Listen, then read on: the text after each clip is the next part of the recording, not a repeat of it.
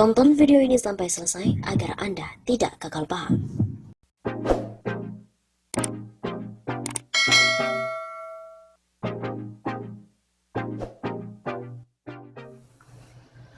Kapal pemerintahan Jokowi memang mulai terlihat karam. Pemerintahan Jokowi mulai karam terlihat saat ini kondisi ekonomi yang sangat memprihatinkan, ditambah pernyataan Menteri Keuangan Sri Mulyani yang sakit perut membayangkan realisasi janji Jokowi. Demikianlah yang dikatakan pemerhati politik M. Rizal Fadilah kepada wartawan beberapa waktu yang lalu.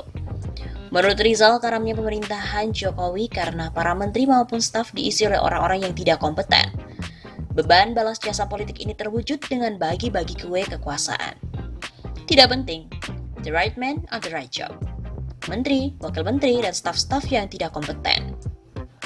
Menurut Rizal, andalan pembangunan pada infrastruktur yang berbiaya tinggi menyebabkan pemerintah Jokowi mulai terlihat karam. Akibatnya hutang besar, tidak berorientasi pada kemandirian usaha dan pengembangan sumber daya manusia. Kata Rizal lagi, karamnya pemerintahan Jokowi terlihat dari program pembangunan yang tanpa berpikir panjang, termasuk dampak terhadap ekonomi dan juga lingkungan. Omnibus Law hanya menguntungkan pengusaha, undang-undang KPK pun diacak-acak. Demi eksistensi diri, korupsi menjadi tak terkendali. Menurut Rizal, jika dilihat secara objektif, tingkat kepercayaan rakyat kepada Jokowi pun turun drastis. Media mulai berani mengkritisi karena tidak tahan untuk terus memproteksi. Apalagi medsos yang gemar mengolok-olok, bahkan mencaci maki.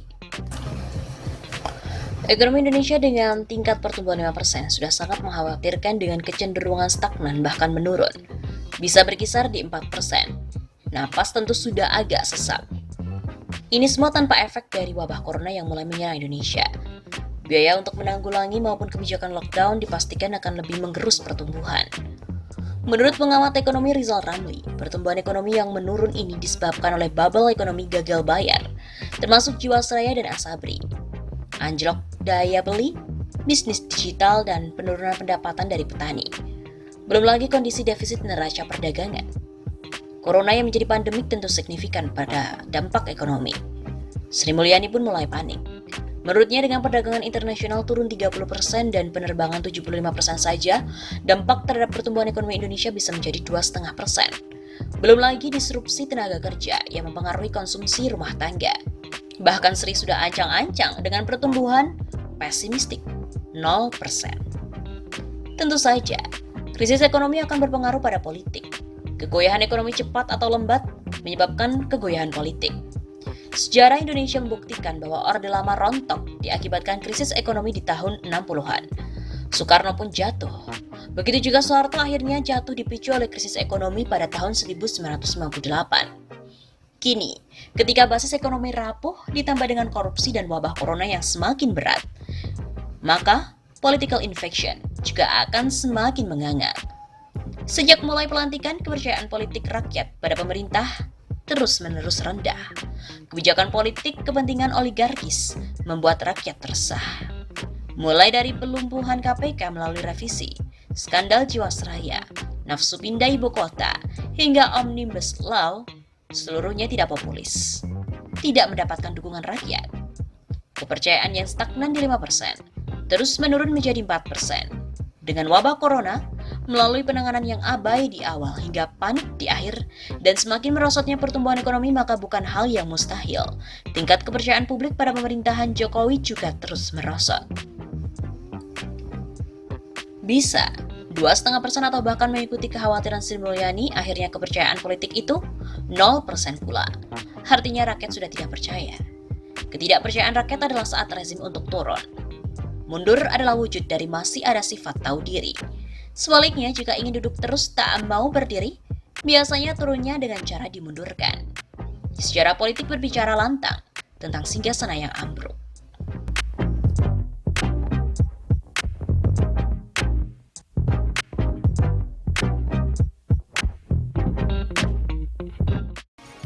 Watak seorang pengusaha yang ingin bisnisnya selalu aman.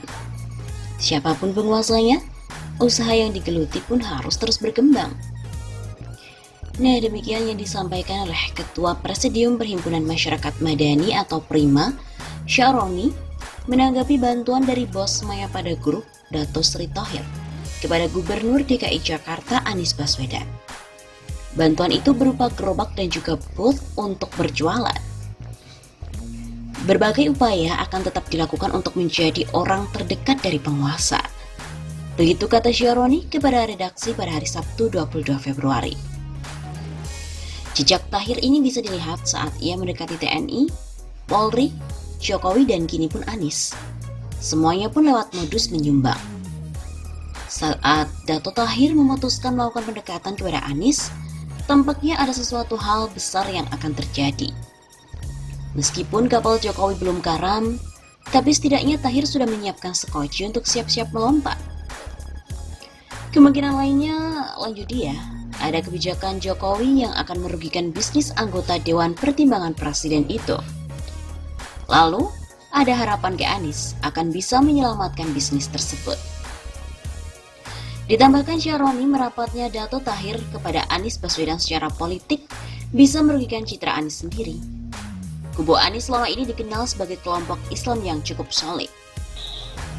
Dengan merapatnya Thohir, maka hal itu akan mencemarkan kesolidan itu.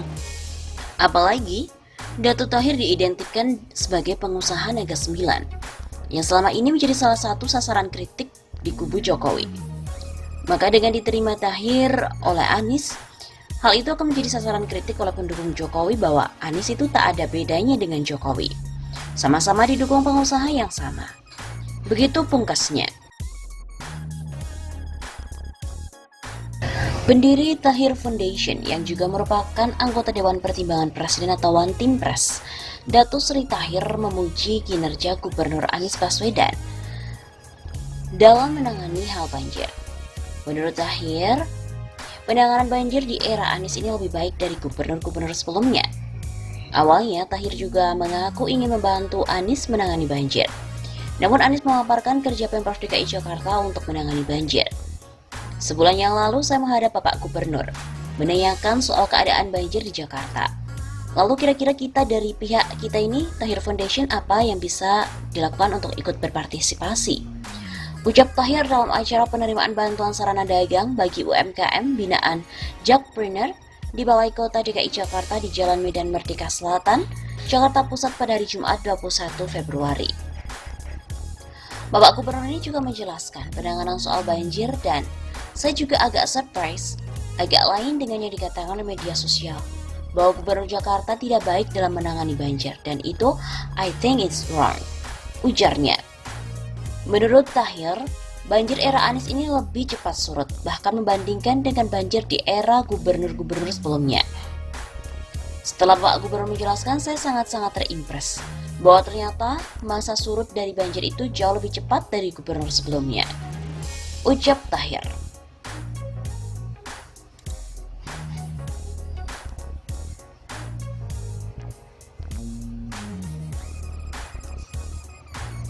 Anggota One Team Press Joko Widodo Dato Sri Thohir pun juga memuji Gubernur DKI Jakarta dalam menanggulangi banjir. Menurut Bos Maya pada grup itu, penanggulangan banjir yang dilakukan oleh Anies Baswedan lebih baik dari gubernur sebelumnya.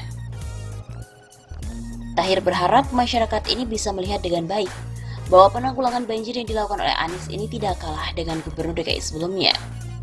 Saat banjir melanda ibu kota pada 1 Januari yang lalu, media sosial sempat riuh dan menuding Anies tak becus dalam menanggulangi banjir di DKI Jakarta.